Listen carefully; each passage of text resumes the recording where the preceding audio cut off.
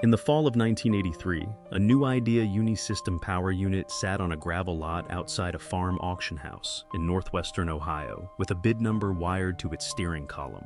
It was not broken, it was not worn out. It was obsolete by corporate decree. The machine on that lot had, a decade earlier, done something no single piece of American farm equipment had ever done before. It harvested corn in the morning, cut small grain in the afternoon, and filled a silo before dark, without changing operators, without changing fuel, without stopping long enough for a man to eat lunch standing up. One chassis, one engine, 4 crops. The farmers who ran it called it the most useful machine they had ever owned. The company that built it had just been told to stop. Avco Corporation, the Hartford, Connecticut conglomerate that had owned New Idea since 1952, looked at its farm equipment division in the contraction years of the early 1980s and made the decision that conglomerates make when a market stops growing: rationalize the line, reduce the complexity, cut the costs that precision engineering requires. The Uni-System, with its interchangeable heads and its 40-minute coupling procedure, and its 30 years of accumulated snapping roll geometry encoded into Coldwater, Ohio tooling, was complex. It was precise. It was expensive to support. It was discontinued. A decade earlier, that same machine had been running in a significant share of American Corn Belt fields during the greatest grain export boom in American agricultural history. Farmers who had waited 6 weeks on a backorder list to get one were now watching the line go quiet. But the real story of the New Idea Uni-System is not the auction lot. It is not the corporate decision. It is the story of the one machine the American family farm actually needed, and what happened to both of them at the same time, under forces that neither a snapping roll nor a federal land bank loan was designed to resist. America built the farm. America tooled it. America lost the machine. Every week, this channel tells the stories of how that happened.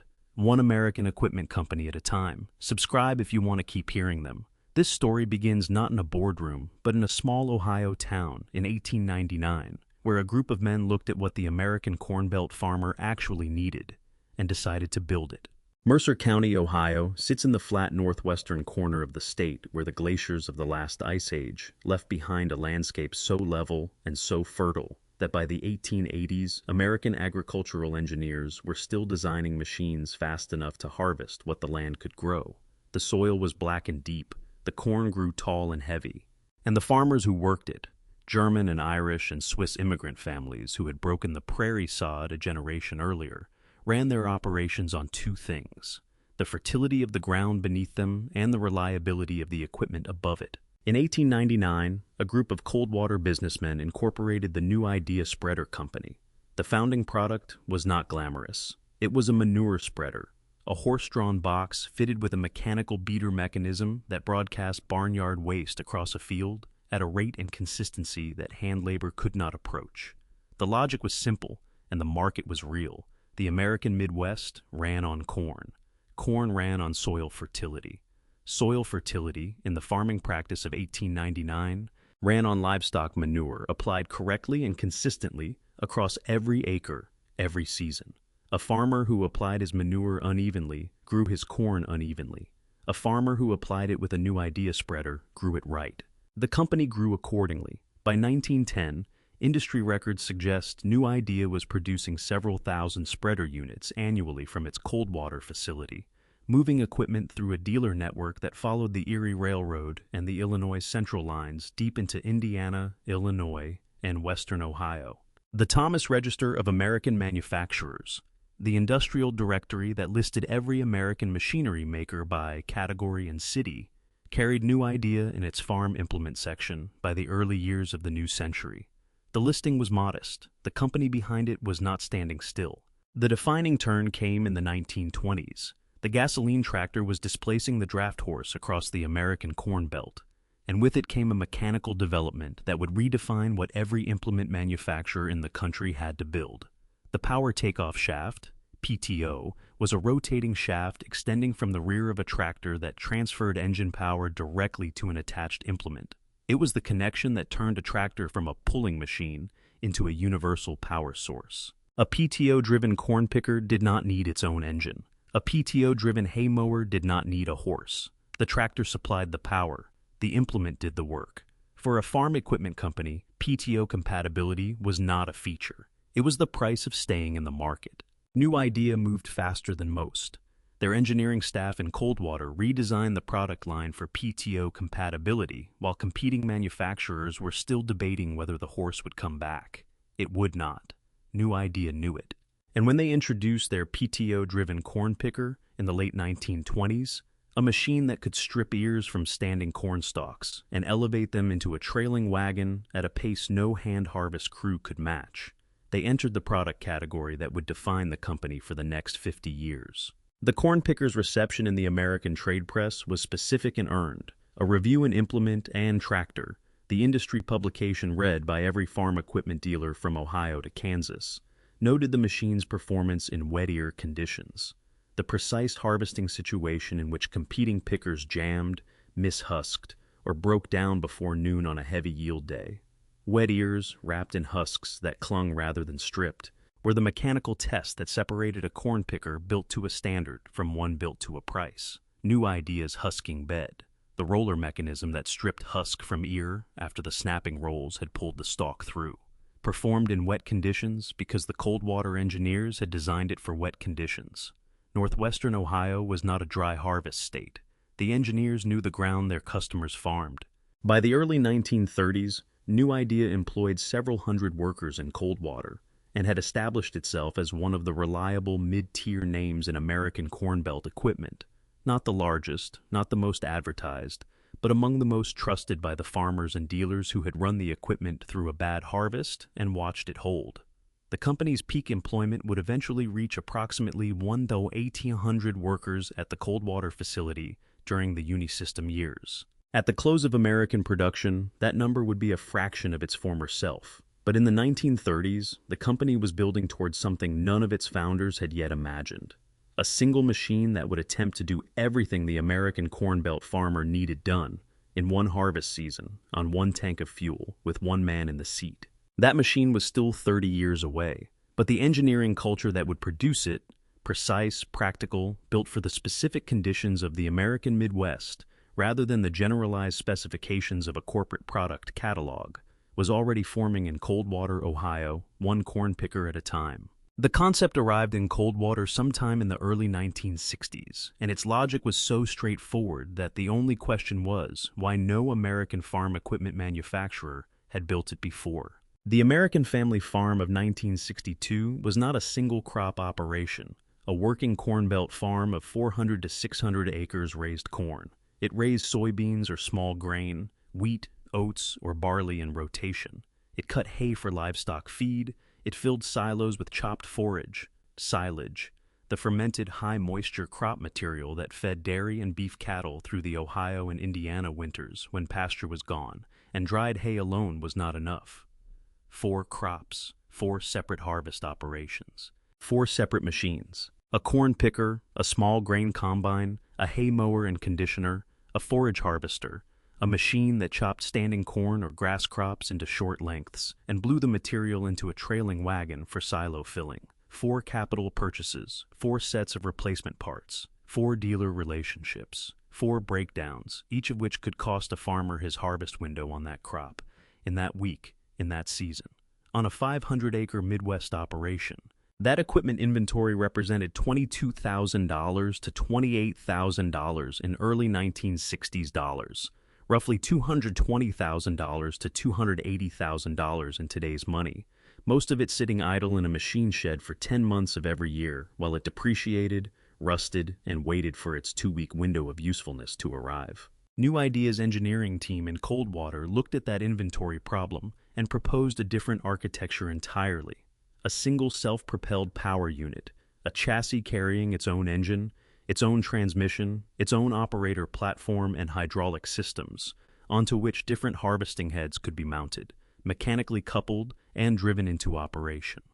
The power unit did not change between crops, the head changed. For corn harvest, attach the corn head. For small grain, attach the grain platform and cutter bar. For silage, attach the forage harvester blower head. For hay, attach the hay conditioner. 1 machine, 1 engine, 1 operator, 1 fuel account, 4 operations covered. They called it the Uni-System. The Uni-System power unit in its first commercial configuration, designated the Model 323, weighed approximately 8,200 pounds without a head attached and was powered by a 6-cylinder engine producing in the range of 100 drawbar horsepower.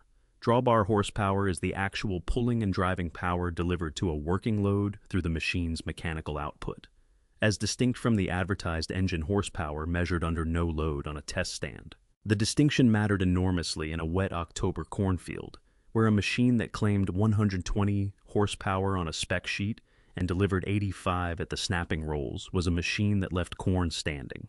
New Idea rated their power unit at the number that held under field load. That was a choice, and the farmers who had bought machines rated the other way understood exactly what it meant.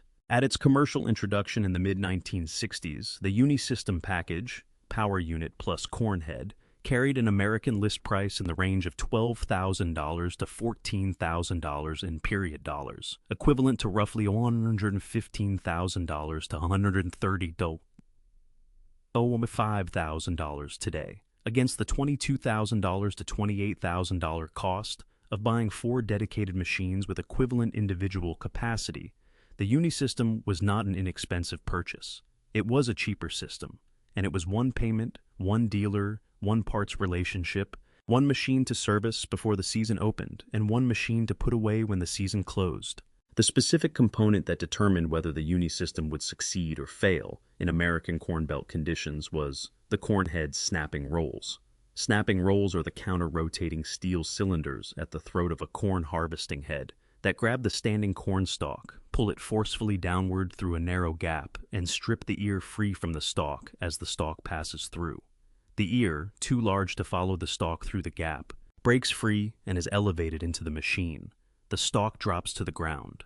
Done correctly, at the right roll speed and with the right throat geometry, the operation is continuous and fast. Done incorrectly, with rolls turning too slowly, or a throat gap set too wide for the stalk diameter, or a roll surface that cannot grip a wet stalk without wrapping, the corn head jams, the stalk wraps around the roll shaft, the machine stops, and the operator climbs down into the mud to clear it by hand. New Idea had been building snapping rolls since the 1920s.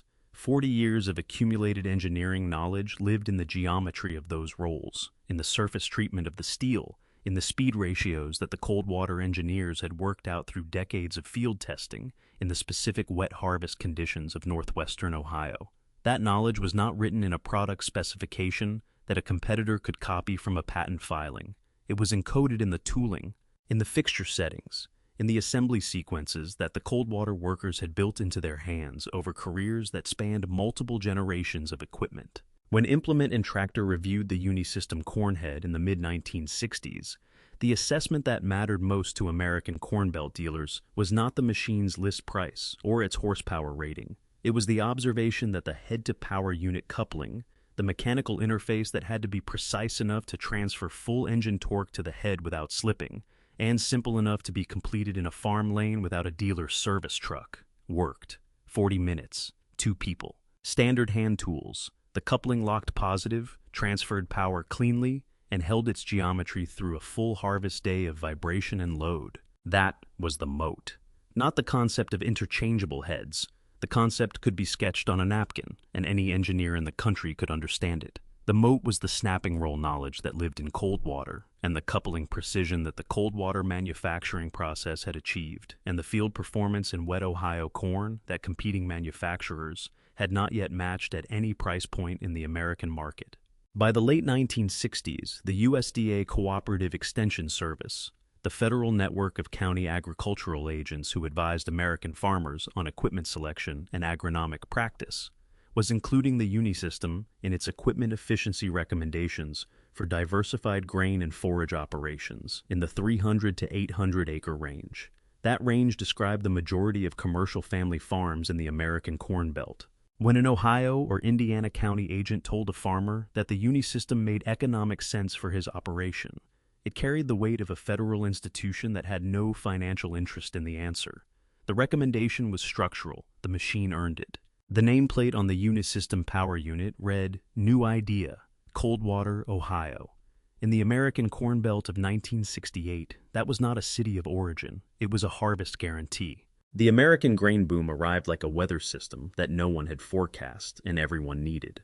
In the summer of 1972, the Nixon administration negotiated the Soviet wheat deal, a $750 million sale of American grain to the Soviet Union, the largest single agricultural export transaction in American history to that point. The deal moved 440 million bushels of American wheat, corn, and soybeans across the Atlantic in a matter of months.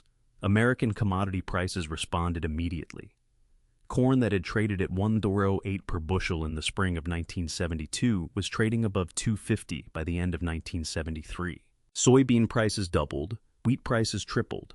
American farm income jumped by more than 50% between 1972 and 1973 alone, the largest single-year increase in the post-war record. For American Corn Belt farmers, the grain boom was not just an income event. It was a confidence event. Farmers who had managed debt and marginal cash flow through the entire decade of the 1960s suddenly had purchase authority and the land values to borrow against. Federal land bank loan applications surged across Ohio, Indiana, and Illinois as farmers moved to expand their acreage, improve their equipment, and plant every acre they owned or could rent to fence row and ditch edge. The American Corn Belt was running at maximum productive capacity for the first time since the Korean War demand surge of the early 1950s. New Idea's Uni-System was positioned exactly for this moment. The diversified Corn Belt family farmer of 1973 was not a single crop specialist. He raised corn and beans and small grain and hay on the same ground, in rotation, on the same tight machinery budget, with the same two-man family labor force he had always had. He needed equipment that could follow the rotation, that could be in the cornfield in October, in the small grain field in July, at the silo in September, and in the hayfield in June, without requiring a second machine purchase for each operation, and without requiring a second operator he did not have and could not afford. The Uni-System followed the rotation. When corn prices justified harvesting every acre to the field edge and into the wet ground, the corn head was on the machine. When the small grain check made August worth working, the grain platform was mounted and running before the morning dew lifted. By the mid-1970s, the Uni-System platform had established a presence across the American Corn Belt states, from Ohio to Nebraska, that no competing modular harvesting system had matched. The Coldwater plant was running production at a pace that required 2 shifts. The dealer network that carried New Idea equipment, channeled through regional farm equipment distributors in Columbus, Indianapolis, Des Moines, and Peoria, was reporting backorder lists measured in weeks. A farmer who called his New Idea dealer in February to order a Uni-System for the fall corn harvest was told to leave a deposit and expect delivery in August. The machine was selling faster than the Coldwater plant could build it. The institutional endorsements accumulated with the same momentum. The USDA Cooperative Extension Service formalized its equipment efficiency recommendations for diversified grain and forage operations during this period, and the Uni-System appeared consistently in the guidance that Ohio, Indiana, and Illinois county agents provided to farmers evaluating capital equipment purchases. The Ohio Farm Bureau, the state's largest agricultural organization, representing more than 200,000 member farm families, circulated equipment cost analysis materials that documented the Uni-System's per-acre operating cost advantage over a 4-machine dedicated equipment inventory for operations in the 300 to 800-acre range. The American Farm Press followed. Successful Farming, Farm Journal, and Prairie Farmer, the 3 publications that reached the majority of commercial Corn Belt farm families, all covered the Uni-System as the versatility solution for the diversified operator who needed to do more with less, on a budget that the grain boom had temporarily expanded, but that everyone understood would not expand indefinitely. At the Coldwater plant, peak employment reached approximately 1,800 workers in production, engineering, parts manufacturing, and distribution support. The facility operated assembly lines for the power unit chassis, separate lines for each head configuration, and a parts distribution system that could ship replacement snapping rolls, husking bed components, and coupling hardware to any dealer in the Corn Belt within 48 hours of an order. That parts availability was not a customer service detail. It was a harvest season lifeline, a Corn Belt farmer whose Uni-System went down on the 3rd day of a 10-day harvest. Window needed parts by morning, not by the end of the week. New Idea's cold water parts operation understood the arithmetic of a harvest window in a way that a conglomerate shipping parts from a centralized national warehouse did not. The machine had earned its place in American Corn Belt farming culture. What it needed now was for that culture to hold. It would not hold for long. The harvest season of 1975 was the Uni-System's defining American moment, not because of what happened at a trade show or what appeared in a corporate annual report, but because of what happened in a field. Northwestern Ohio in October is not a forgiving harvest environment. The growing season runs long and wet. The corn matures heavy and tall, with stalks that hold moisture deep into the fall. A 2-day rain in the first week of October, the kind that drops 2 inches across Van Wert and Mercer and Paulding counties without apology, can turn a field that was ready to harvest on Monday into a field that will not carry a machine until Friday. The harvest window in northwestern Ohio, the interval between optimal corn maturity and the first hard freeze that locks the ground and ends the season, was sometimes as short as 18 working days. 18 days to harvest 500 acres of corn, with a crew of 2, on ground that could go soft after any significant rain, in a year when corn was trading at prices that made every unharvested acre a missed payment on a federal land bank loan. In conditions like those and fields like those, in that specific October, the Uni-System corn head ran. The snapping rolls pulled wet stalks through the throat of the head without wrapping. The husking beds stripped wet ears without mishusking, at a rate that left the grain sample clean enough for elevator acceptance. The coupling between head and power unit held its mechanical geometry through 12-hour days of continuous vibration and field load, in ground that pitched and rolled enough to stress every bolted joint on the machine. The operator stayed in the seat. The machine stayed in the field. The corn went into the wagon. That was the stake sentence, not stated as an engineering achievement, but understood as a financial one. On a family farm carrying a federal land bank loan against the ground, a missed harvest was not a bookkeeping loss. It was a missed loan payment. A missed payment in the credit structure of 1975 American production agriculture was not a conversation with a banker. It was the beginning of a sequence: delinquency notice, acceleration clause, foreclosure filing, that ended in a sheriff's sale on a February morning with the farmer's neighbors watching from the road. The Uni-System held the harvest window. The machine's precision was not an engineering achievement. It was a financial lifeline, measured not in thousandths of an inch, but in bushels per hour on wet ground in a shrinking window of days. The American Corn Belt farmer who ran a Uni-System through that kind of harvest did not write a letter to the cold water plant to say so. He did not fill out a customer satisfaction survey. He called his dealer in February and ordered another head. He told his neighbor what the machine had done in October. His neighbor called the same dealer. That was how New Idea built its franchise in the American Corn Belt, not through advertising campaigns or trade show spectacle, but through the specific, unambiguous testimony of men who had watched a competing machine fail in the same conditions and watched the Uni-System hold. The cold water plant responded to that testimony with production.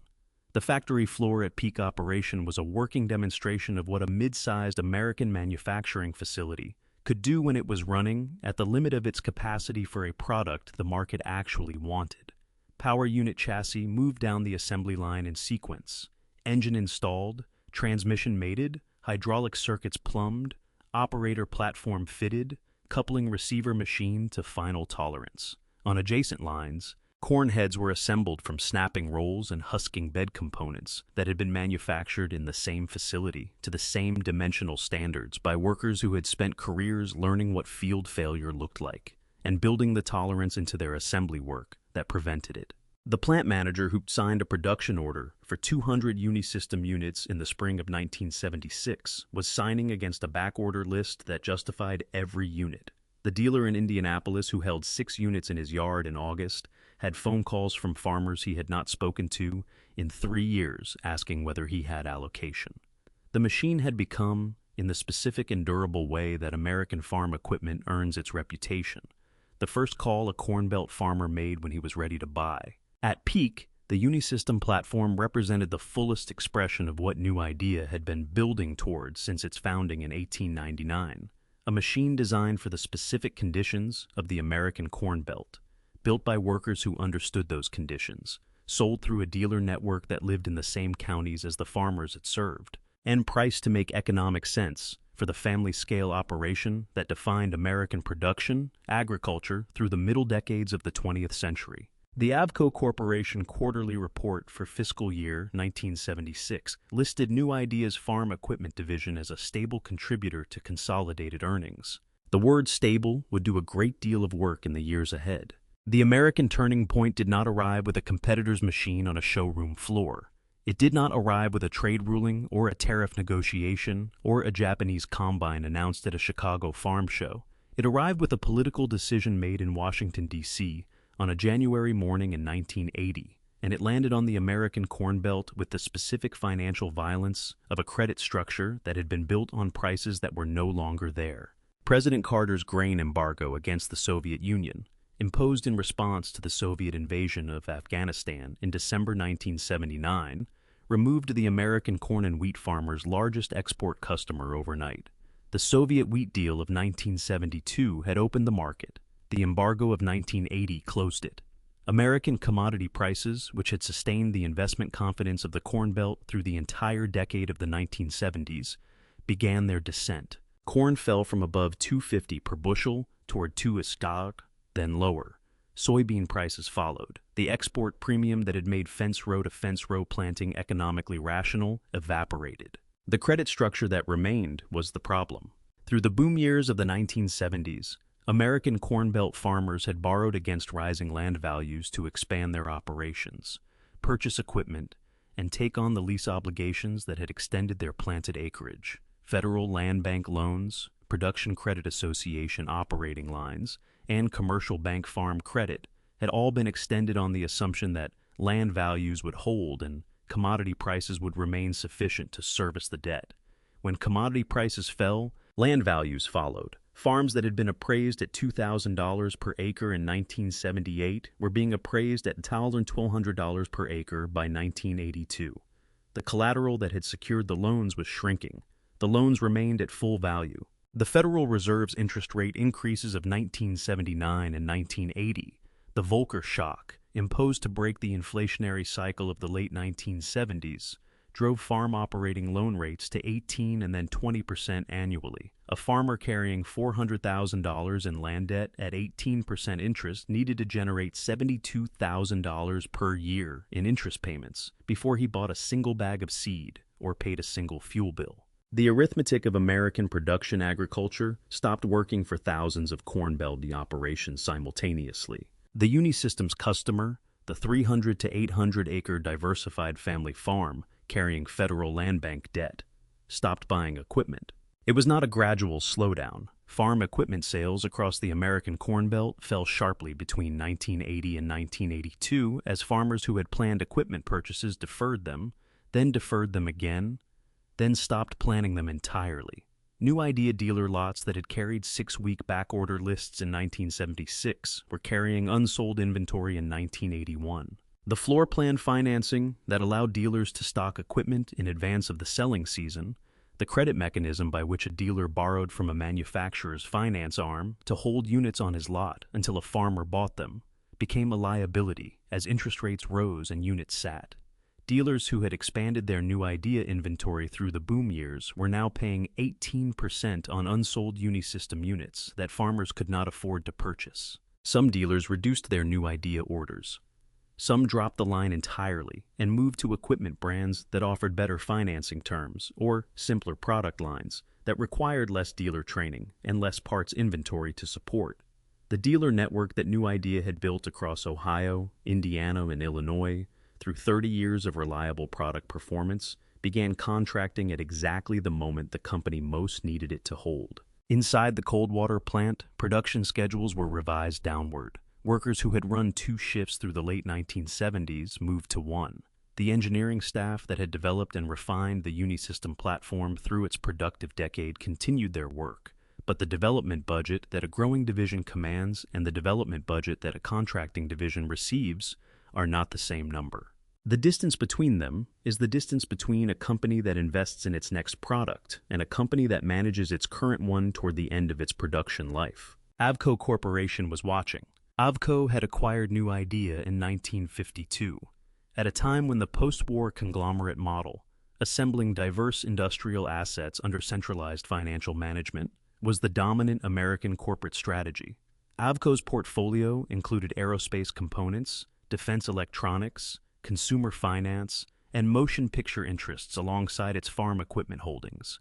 New Idea was one asset among many, evaluated quarterly against the same financial metrics as a defense electronics contract or a consumer loan portfolio. When New Idea's farm equipment revenues supported consolidated earnings, the division operated with a degree of operational autonomy that allowed the Coldwater engineering staff to develop products on timelines appropriate to agricultural equipment, long development cycles, field test seasons measured in harvest years, refinement processes that required listening to farmers rather than responding to quarterly targets. When New Idea's revenues contracted with the farm economy, that autonomy contracted with them.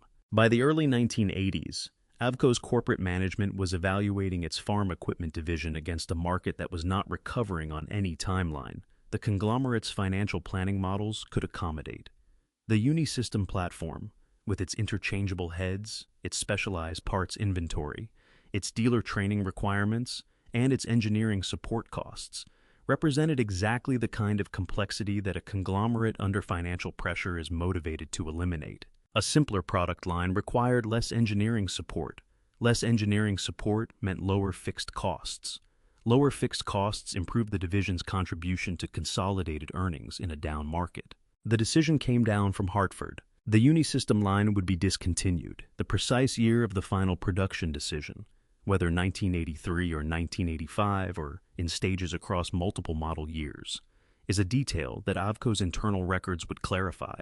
And those records have not been fully available to public researchers. What is confirmed by the historical pattern of New Idea equipment production and dealer network accounts from the period is that the Uni-System's active production life ended in the first half of the 1980s, and that the decision was made not in Coldwater, but in Hartford, by managers whose understanding of a snapping roll's performance in wet Ohio corn was precisely zero. What Avco eliminated was not just a product line. It was the engineering staff that understood the product. It was the tooling that produced the coupling receiver to the dimensional tolerance that made a 40-minute head change possible. It was the parts inventory infrastructure that had shipped replacement husking, bed components to Corn Belt dealers within 48 hours of a harvest season breakdown. It was 30 years of accumulated field knowledge encoded in the hands of Coldwater workers who had spent careers learning what failure looked like in a wet October field and building the tolerance into their work that prevented it. Once that knowledge left the building, it did not come back. The farm credit crisis deepened through 1983 and 1984 and did not reach its statistical floor until 1986. In those years, the American farm bankruptcy rate climbed to levels not recorded since the Great Depression.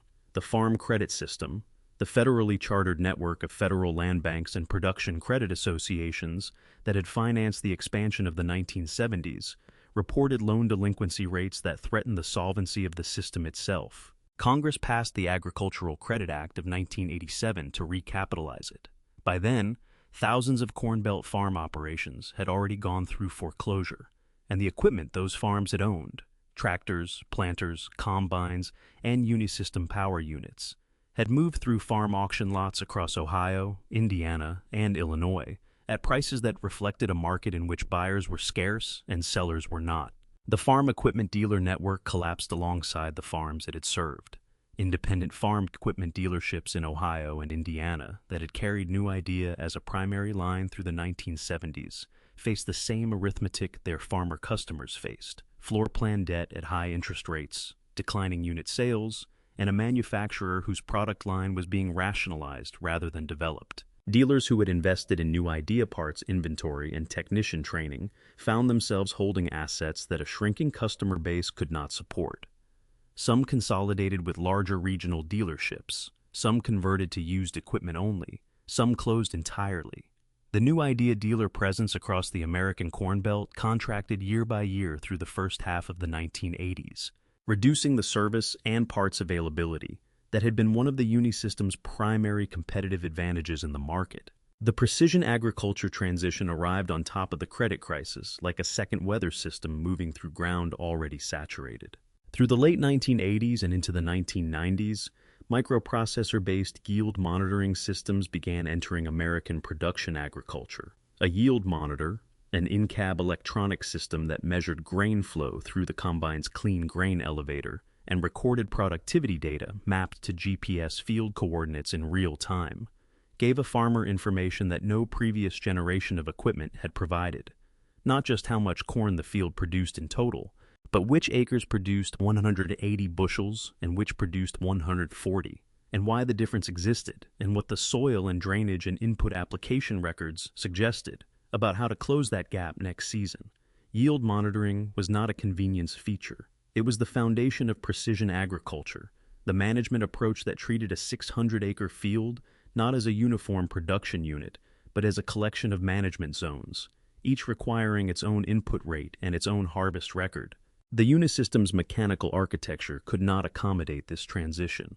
The modular coupling that was the platform's greatest engineering achievement, the interface that allowed a corn head, a grain platform, a forage harvester, and a hay conditioner to connect to the same power unit in 40 minutes, was designed for the transfer of mechanical power and hydraulic control signals.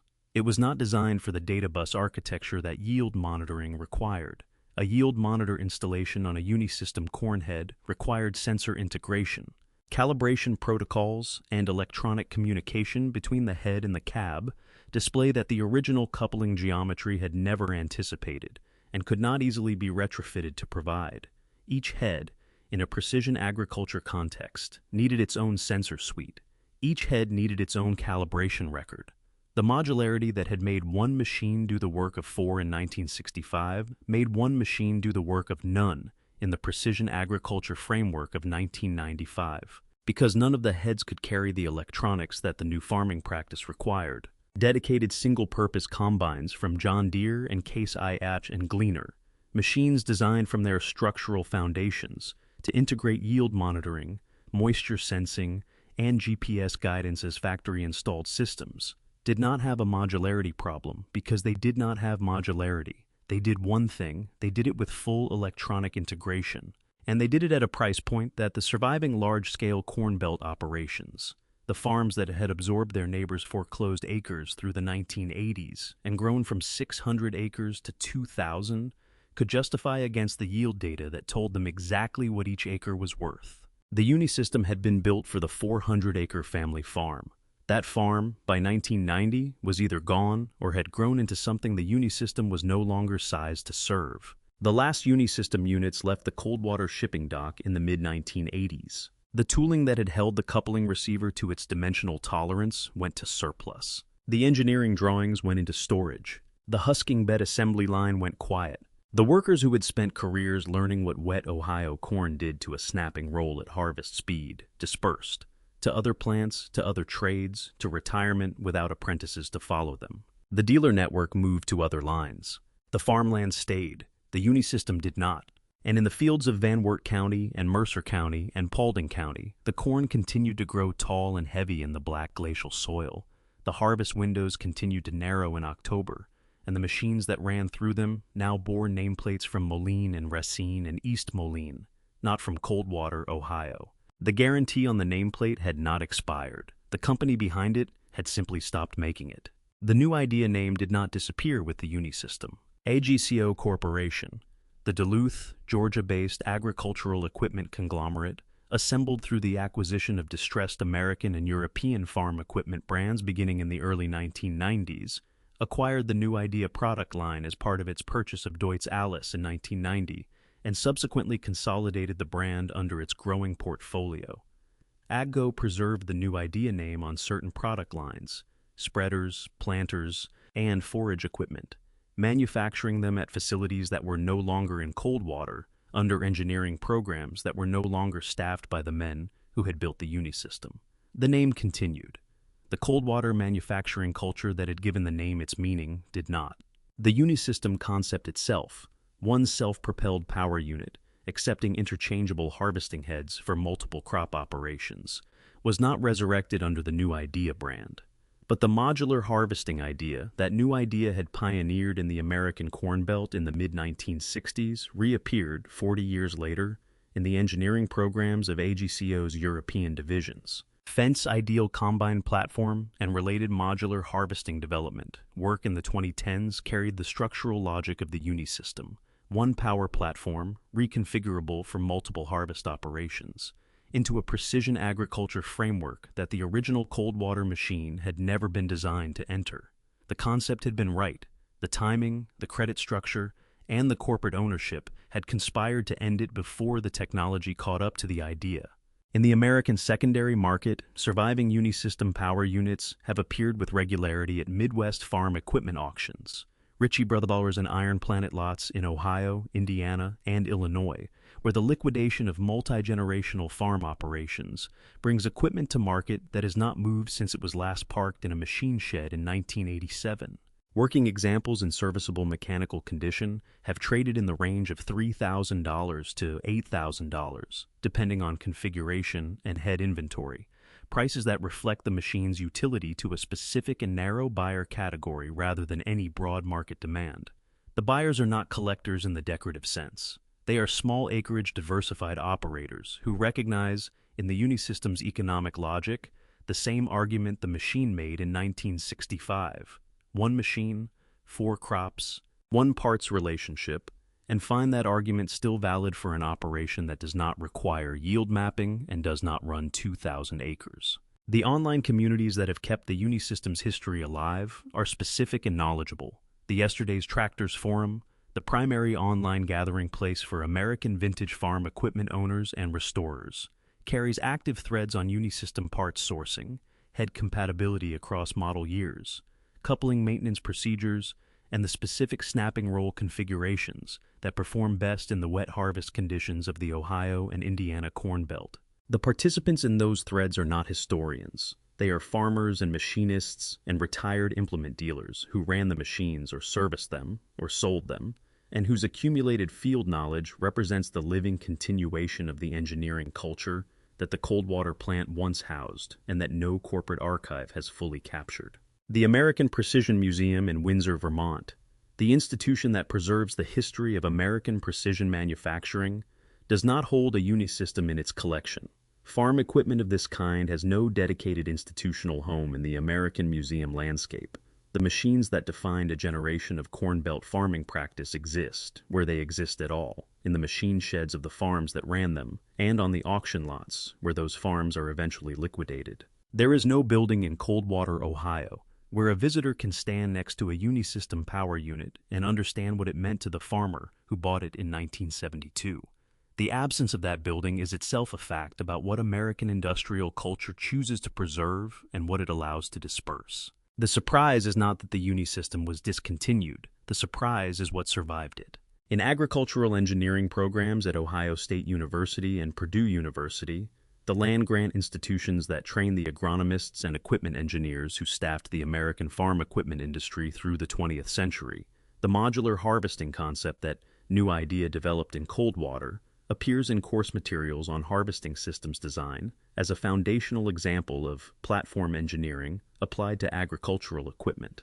The engineering students who study it were not born when the last Uni-System left the Coldwater dock. They encounter the concept in the context of precision agriculture platform design, the very framework that the original machine could not accommodate. And they study it because the structural logic of one power unit serving multiple harvesting functions remains, in the engineering literature, a valid and unresolved problem in agricultural equipment design. New Idea solved it first. The solution did not survive. The problem did. What does the Uni-System's arc reveal about the American farm equipment industry and the family farm economy it was built to serve? It reveals that the machine was right. The engineering logic that produced one versatile platform for the diversified American family farm was sound, economically rational, and field-proven across a decade of American Corn Belt harvests in conditions that tested every claim the Coldwater engineers had made for it. The machine did not fail because it was wrong. It failed because the farm it was designed for was being eliminated by forces that operated at a scale no equipment manufacturer could address. Commodity price collapse, credit contraction, the consolidation of American agricultural land into operations large enough to justify single-purpose dedicated equipment and precise enough to require electronics that a 1965 coupling geometry could not carry. The American family farm of 300 to 800 acres did not disappear because it was inefficient. It disappeared because the financial system that had financed its expansion in the 1970s could not sustain the interest rates of the 1980s at the commodity prices the embargo had produced. The Uni-System was the right machine for a farm that the American credit and commodity system built up and then dismantled within a single decade. That is not a story about engineering failure. It is a story about what happens when the customer a machine was built for is removed from the market faster than the machine can be redesigned to serve someone else. Somewhere in a machine shed in Mercer County, Ohio, the same flat, black-ground county where New Idea built its identity across 80 years of Corn Belt farming, there is a Uni-System power unit with a corn head still attached, the coupling locked in the position it was left in, the last time someone ran it through a wet October field, the cold water nameplate on the chassis still legible under the dust, and the years still facing the ground where the American family farm once stood, and where the corn still grows tall in August, and where the harvest window still narrows in October, exactly as it always has, waiting as it has always waited for a machine precise enough and versatile enough and affordable enough to run it clean before the freeze comes. New Idea built that machine. For a generation of American Corn Belt farmers, it was enough. See you in the next one.